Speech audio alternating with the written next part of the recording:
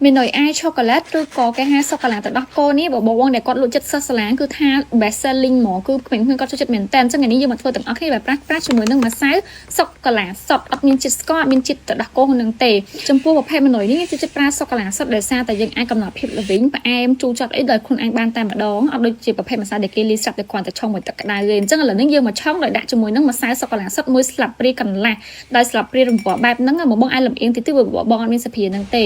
ហើយយើងបន្ថែមជាមួយនឹងទឹកក្តៅ50 ml ដើម្បីរំលាយជាមួយនឹងម្សៅសូកូឡាហ្នឹងសិនហើយម្សៅសូកូឡាហ្នឹងមិនត្រឹមតែធ្វើជាភេសជ្ជៈបងធ្វើជានំធ្វើជារយលើអាកាពូឈីណូឲ្យបានទាំងអស់បន្ទាប់មកយើងបន្ថែមមួយទឹកដោះគោខាប់យើងអាចឆូកូឡេតហ្នឹងគឺត្រូវមួយដោះគោខាប់លេខ1មក30 ml បន្ទាប់មកថែមមួយដោះគោខ្ទិះនេះ